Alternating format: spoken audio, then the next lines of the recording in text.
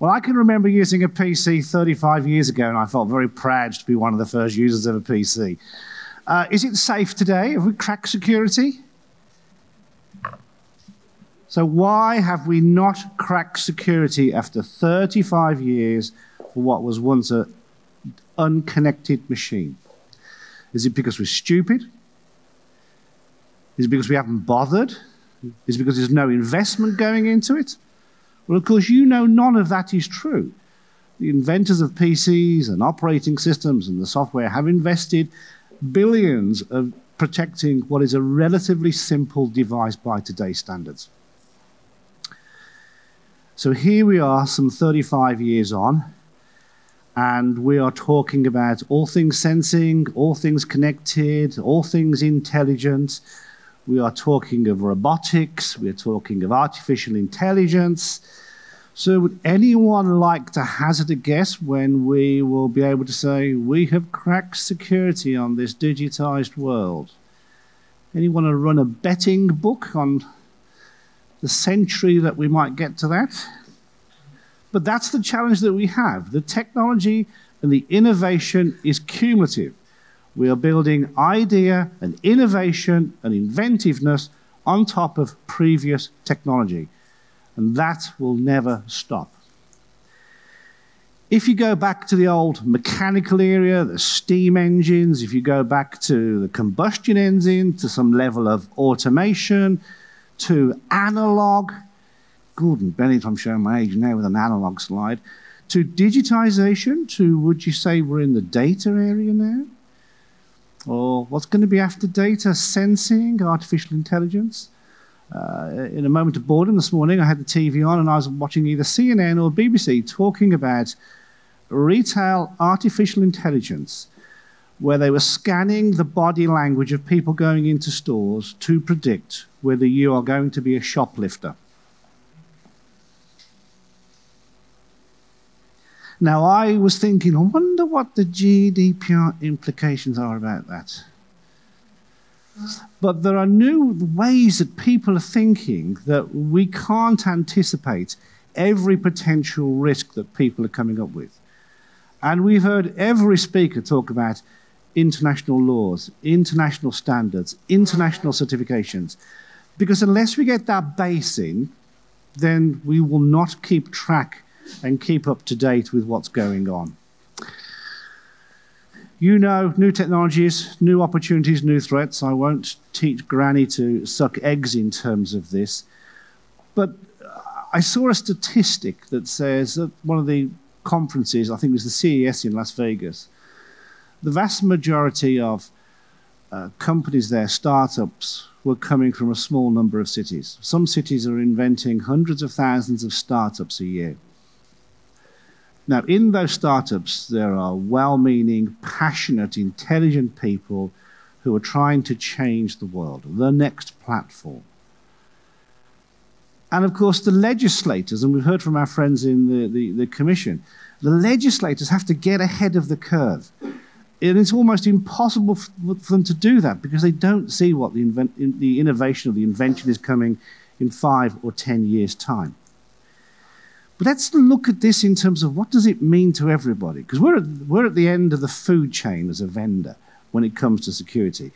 We absolutely expect governments and enterprises expect governments locally and internationally to set the laws and standards. No law, no standard, don't complain. And this is what some organizations are saying when it concerns how much tax does the organization pay. We comply with the laws, we pay the right amount of tax. If you want to change the laws, but don't criticize us otherwise.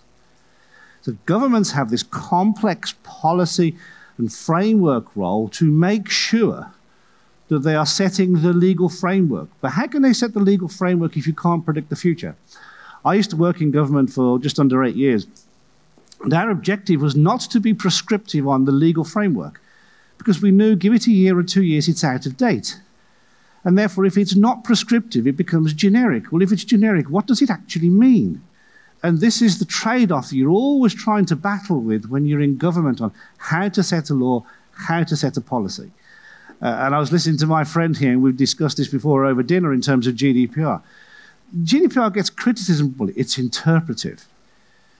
Well, GDPR is interpretive because you can't second-guess everybody's business model. You can't second-guess every business process. You can't second-guess every purpose of processing. And it has done a pretty good job when people stop complaining about it in terms of setting a very sophisticated framework on how you can manage personal data. Enterprises rely on what governments tell them. Please, Mr. Government, tell me the law. Tell me the certification. Tell me the standard. If you just say use appropriate measures, maybe I'll think about my shareholders and profitability. If you say, as a minimum, you must do this hygiene, or you must conform to this ISO standard, or you must have this certification scheme, it is more specific. It's setting the baseline. And that's a very, very valuable thing to do. But in the absence of any guidance, then it is absolutely right for enterprises to make their decisions based on their business strategy, based on their business objectives, and based on the wishes of their customers and their shareholders. But poor old vendors like Huawei, stuck at the end of the chain. What do? We don't get help from governments because they don't tell us the laws or the certifications. We get 1,001 good ideas from our customers because, they are using a different set of metrics to come up with their evaluation. And therefore, we have to look at this on a global scale. What is it about many thousands of customers around the world? What is their local laws? What is their local standards? The reality is our equipment has to be legally compliant in every country in which we operate. And that implies that we know the law in every country in which we operate. Because if we don't know that, how can we say it's legally compliant? We do not make the assumption, and Ken talked about this in terms of ABC, assume nothing, believe no one, check everything, that all of our customers understand their local laws. I can guarantee put 10 lawyers in a room and ask them one question, and you'll get 12 answers coming out of it. It is not because they are bad people, it's because often the law is interpretive. There is no case studies in terms of these things. But we as vendors have to interpret this to build in our products. So, nice words. This is our commitment from our big boss in terms of security and privacy. Commercial interests will never outweigh the protection of our products and our data. We protect data, we don't monetize it. But actually, just look at the picture in the background. Those of you who are a chess player will spot there's something a little bit wrong with the image. There's one or two many pawns in there. And this is indicative of different rules being applied around the world and the challenges that we face. So let me tell you about our approach. So I've told you the challenges governments have, enterprises have, vendors have, and we're not alone in this. All vendors have the same challenge. But we have to make our own decisions. This is our framework. We call it 2.0. We've been working on it for a couple of years now. Like all organizations, we have our internal battles and debates and challenges. But this is broadly it. You've got to be compliant. You can't break the law in any country in which you operate. But it's not just external compliance, it's internal compliance. You have to make sure that your people, your employees, do not break the rules and regulations. And just because you move someone from Brazil to Germany, the laws are different there. You have to make sure you train these people. You need to make sure that you acclimatize them to a different legal regime. You have to have the right people doing the right thing. Now, Huawei is blessed with over 80,000 people in R&D. We have over 3,000 people with PhDs. We are not short of the brightest people on the planet. But getting them focused in the right direction, all doing the same thing, is a challenge for any large organization. And that's what we must do with our talent, our values, our culture, our business processes, our automation. You can't rely in an organization of 180,000 people with plenty of outsourced for things just to happen by osmosis. If you have random processes, random policies, you will get random quality and random service. And this is not the reputation that we have with our customers. The technology in the middle is changing all the time. Come back in a year, there might be a new buzzword on there. Come back in 5 years, there'll definitely be new buzzwords there. So this is not about being technology-centric. This is about, in some aspects, being agnostic to technology. Because good quality, good products and good service are pervasive across every kind of technology. On the left-hand side, customer requirements and insight is hugely important. Different people have different appetites to risk. There are some people who say to us, John, my network is stable. I know it's got some vulnerabilities. I just don't want to update it. We can manage the risk in a different way. Other people say, any vulnerability, patch immediately. And they are prepared to take any level of risk in terms of stability. We've talked about resilience. At the end of the day, in an all-connecting, all-sensing world, and we've talked about this before from our previous speaker, you've got to make sure whatever you have is up and running. It's not about it's up, it's down, it's up, it's down. It's about it's up, and if there is a problem and you work on the assumption someone will break in and be successful, you've got to degrade slowly. Because in an all-connected world, suddenly everything becomes critical. Not critical in the international sense of a critical infrastructure like power, but if I'm running my business in a digitized kind of way, and all of my e-commerce sites go down globally, that is pretty critical to me. Time is money. So it's not about crash, it's about degrade. And on the right-hand side, about customer value. This is key. At the end of the day, customers measure us by, in essence, on what they've asked us to do in the bidding documents, what we said we would do in the contracts, because those contracts that we have will be reflective of the rules and regulations that they believe they are under in terms of their governments and their industries. So that's our framework. It is top-down, it is bottom-up. It is not about money. We've already announced that we're going to put $2 billion into enhancing some of our R&G. We've built up a little bit of clutter over the last 30 years, and it's time to re-engineer where we've learnt new things, get rid of some stuff that's no longer valid, think differently about resilience, and that's the model that we're doing in terms of the right-hand side. But I said earlier, where you're looking at artificial intelligence and big data and all sensing and all connecting, Huawei cannot do that on its own. And we are very passionate about the collaborations that we form with industry. We are a member of a vast number of standards bodies. You know, we fundamentally believe, in essence, that the more heads you can get together, the better you're going to come out in a product and solution. Complex slide, you don't really need to understand all detail. I'm going to quickly show you 6 things. The first thing, as I said, you've got to know the products and services. You need to know the standards, the certification schemes, the laws and regulations and requirements on the left. If you don't know that on the left, it is almost impossible for you to design and build products based on a standard or privacy by design or anything else. So you need your requirements, which includes laws, and when you've done that, you've got a pretty good chance of building the right product. But just because you've built it, you need to sell it legally. Not all components can be sold in all countries. Different countries have different rules, certainly to do with things like lawful or legal intercept, for example. But even if you can sell it, you then need to manufacture it. How do you make sure you manufacture things as best as you can with untampered with components? How do you make sure nobody in manufacturing knows where the equipment is being destined? How do you make sure that there's zero touch between software coming off R&D to going on the actual physical equipment? Then you've got to install it and service it. Sometimes we do that. Sometimes our customers do that. But how do we make sure that our employees are not the threat? How do we track and trace everything we do? How do we make sure what's on their laptop is only legal software? All these things need to be considered in an end-to-end set of processes. And last but not least, Ken talked about this, ABC. We don't believe a word anyone says to us. We make no assumptions, we believe no one, and we have multiple lines of auditing, internal and external, to check what we're going on.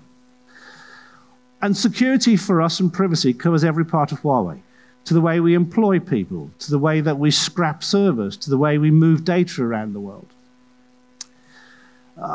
We talked earlier about certification schemes. Well, I can tell you there are hundreds, if not thousands, of technical standards around the world. There are also thousands of so-called best practice. You have to make your decision on which one you think is best practice. One person's best practice often is not accepted in another country as best practice. So where there is a technical standard, where there is a best practice, we look to get external certification for that. It doesn't matter whether it's counter-terrorism on supply chain. It doesn't matter whether it's TL 9000 for quality or the ISO standards for quality and management. It doesn't matter whether, in essence, we are looking at new standards. So Andy Purdy, our CSO from America, spent a lot of time with organizations creating the TTPS standard, which is the standard in terms of supply chain security. And our view is quite simply this. Tell us a certification, tell us a standard, and we will achieve it. And we're quite happy to get external certification and verification on that. And that brings us onto this center here and why we're here today. We have a sort of what we call a closed-loop management approach. This thing in the middle, this IPD thing, is the way that we design and build products, integrated product development. It's a staged process. Lots of companies have them. Nothing special or magical. What we do is we have multiple layers of testing, and we call this the many eyes and many hands. We think it's very, very positive to have many people looking and many people touching the products, because your view of risk is different to our view of risk. And as you can see underneath, we have internal labs, we have transparency centers, this one and others around the world. We have customers using third-party testing, we have certification schemes, and our view is if you want to test it, great. We love it. You want to do black box? Great. If you want to bring your own people or third-party experts? Brilliant. If you want to come to our center or do it on your site? Fabulous. So the answer for us is yes. We will come up with a way that satisfies most people. And we think, in essence, that's the best way that you can grow security, because, as we've said earlier, there is no magic bullet. So let me summarize that. Governments and regulators face the same problem. How can they balance analog and digital worlds across virtual borders? And you're not just seeing this playing out in the cybersecurity space. You're seeing this being played out in the privacy space. You're seeing this being played out in the taxation space. In the good old days of my country is an island. I'm from the UK, and we are an island. You know, we can't protect that border anymore. It's gone global. So what are the legal frameworks? What are the standards? What are the certifications? And we fully applaud the role that Europe is doing in this, and we do believe passionately that GDPR is a good model for doing it. If you can do something on privacy, we believe you can do something on security. And we will work tirelessly with our European colleagues to try and make that happen. Industries themselves are entering digitization. And all industries face the same problem. And their first problem is, will they be around in 10 years? That early chart I showed you, not many of those companies exist. I did read somewhere only one company on the original Dow still exists on the Dow today. But how can they adapt and flourish when somebody in some distant island sitting on a beach is inventing a new business on a global supply chain? And the rules and regulations on what they have to do is different to maybe the rules in somewhere else in Asia or in Europe. They need to know what is the minimum standard. They need to know what's important for their government and the countries in which we're operating. There is an on-cost if digital platforms and companies spanning the world have to conform to 170 different standards or different laws. And therefore, there's the ability to generate GDP growth by simplification. It's simple economics. And vendors, we face the same problem. How can we provide products and services that every one of us can say they've gone through all the right privacy by design, security by design, they've gone through the testing, the verification, it's been open and transparent, it's achieved all the certifications. How can we do that in a consistent way? And we need the help of regulators, and we need the help of our enterprise customers. Until we get to that point, all ideas are good ideas, and therefore also all ideas are bad ideas. You know, it's quite hard to get even industry bodies, no offense to our industry bodies, in the room all agreeing, because they bring different things and different perspectives from their countries. So we believe the solution lies with governments and industry working together, collaborating in a transparent way to define what we believe are the laws, define what we believe are the standards, define what we believe are the certification. And we do not start with an empty box. There's plenty there. But if we can adopt a GDPR-like do it in Europe, we believe the world will be a better place. So, ladies and gentlemen, thank you very much. I'm glad my voice has held out, and I'll see you all again later. Thank you.